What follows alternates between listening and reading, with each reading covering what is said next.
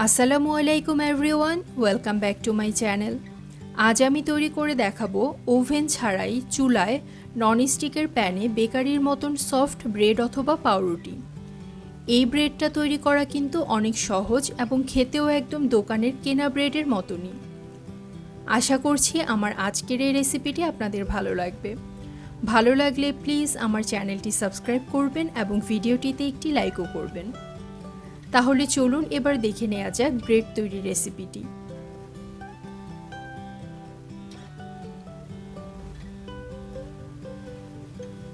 প্রথমেই একটি বাটিতে নিয়ে নিচ্ছি 2 কাপ ময়দা। এরপরে দিচ্ছি আধা চা চামচ লবণ, দিয়ে দিচ্ছি 2 টেবিল চামচ গুঁড়া দুধ, আরও দিয়ে দিচ্ছি 2 টেবিল চামচ চিনি।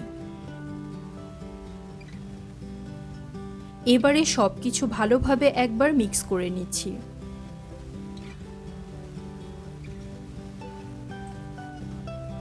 এরপরে দিয়ে দিচ্ছি 1.5 চা চামচ ইস্ট। এবারে আবারও একবার সবকিছু ভালোভাবে মিক্স করে নিচ্ছি।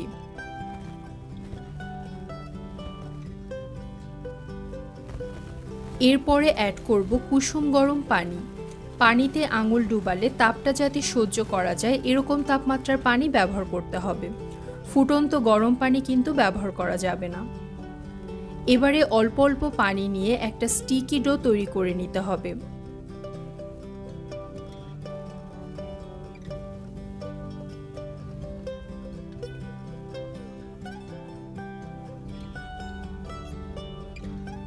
পানিটা আমি একবারে দিচ্ছি না, এতে ডোটা অতিরিক্ত স্টিকি হয়ে যেতে পারে। 2 কাপ ময়দার ডো তৈরি করতে আমার পানি লেগেছে 1 কাপ। হাত দিয়ে ভালোভাবে মেখে একটা স্টিকি ডো তৈরি করে নিতে হবে।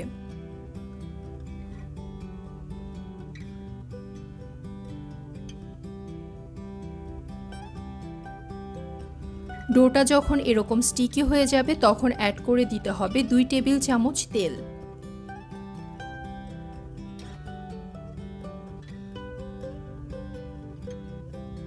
দুই টেবিল চামচ সয়াবিন তেল আমি এর মধ্যে অ্যাড করে দিচ্ছি। এবারে ময়দাটাকে 10 মিনিট খুব ভালোভাবে মথে নিতে হবে।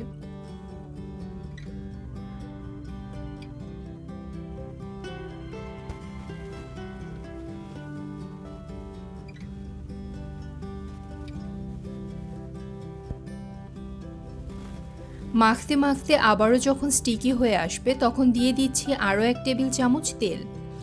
এবারে ভালো মতো 5 মিনিট মধ্যে সফট এবং স্মুথ একটা ডো তৈরি করে নিতে হবে।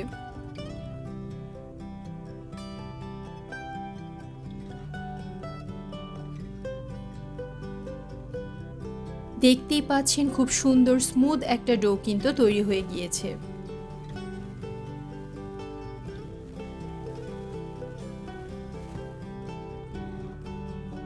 এবারে ডোটার উপরে এবং বাটিতে ভালোভাবে তেল ব্রাশ করে নিচ্ছি।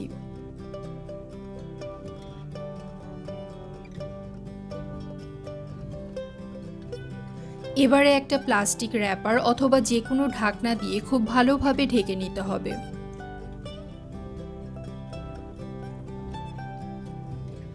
এবারে এই ডোটা 1 ঘন্টার জন্য রেস্টে রেখে দিব। এতে ইস্টটা অ্যাক্টিভ হয়ে ডোটা ফুলে ডাবল হয়ে যাবে।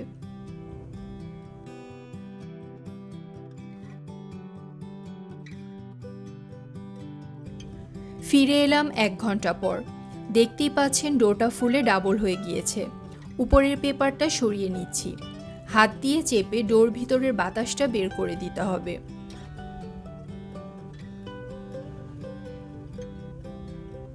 এবারে এই ডোটা আমি একটা শক্ত সারফেসে নিয়ে নিচ্ছি। হাত দিয়ে চেপে চেপে ডোটা বড় করে নিতে হবে। মোটামুটি লম্বা একটা শেপ দিয়ে নিতে হবে। আপনারা চাইলে বেলেও নিতে পারেন, আমি হাত দিয়ে করে নিচ্ছি।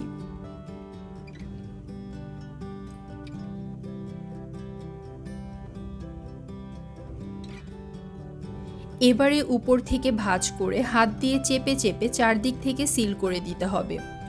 খুব ভালোভাবে সিল করতে হবে, তা না হলে বেকিংয়ের পর ভেতরে ফাঁকা থেকে যাবে, দেখতে ভালো লাগবে না। সেমভাবে ভাঁজ করতে করতে নিচের দিকে নামতে হবে আর সিল করে দিতে হবে।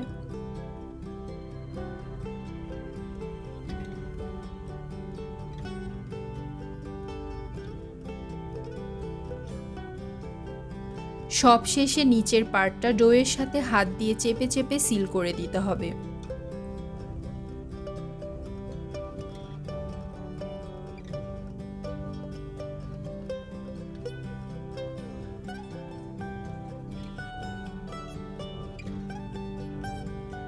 এবারে একটা 6 ইঞ্চি মোল্ড নিয়ে নিচ্ছি। মোল্ডের গায়ে ভালোভাবে তেল ব্রাশ করে দিচ্ছি। মোল্ডের ঢাকনাটার গায়েও ভালোভাবে তেল ব্রাশ করে দিতে হবে।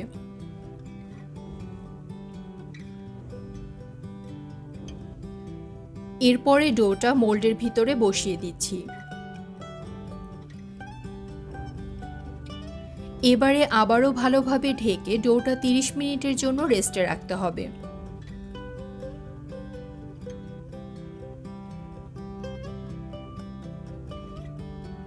তিরিশ মিনিট পরে পেপারটা তুলে মোল্ডের ঢাকনাটা লাগিয়ে সরাসরি বেকিংয়ে চলে যাব।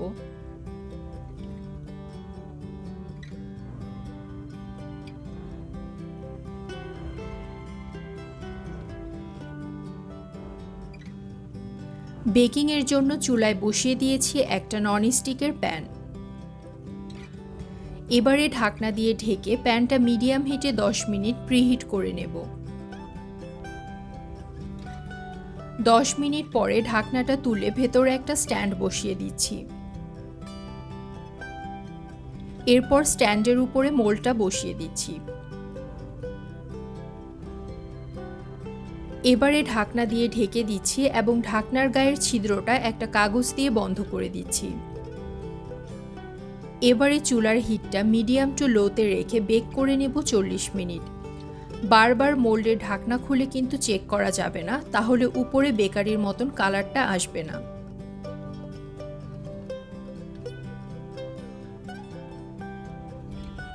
চল্লিশ মিনিট পরে ঢাকনাটা তুলে মোল্ডটা বের করে নিচ্ছি।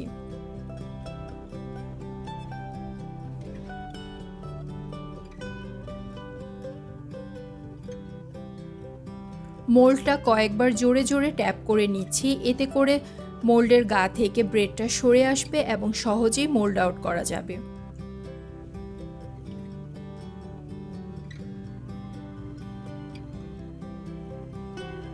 মোল্ডের ঢাকনাটা সরিয়ে নিলাম, দেখতেই পাচ্ছেন উপরে পারফেক্ট একটা কালার চলে এসেছে।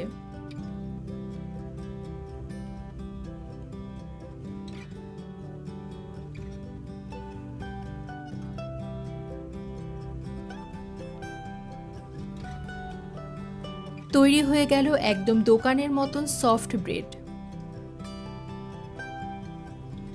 দেখে নিশ্চয়ই বুঝতে পারছেন ব্রেডটা কতটা সফট হয়েছে এবং কালারটাও কতটা সুন্দর এসেছে। ব্রেডটা এবার কেটে দেখিয়ে দিচ্ছি ভেতরটা কতটা সফট এবং পারফেক্ট হয়েছে।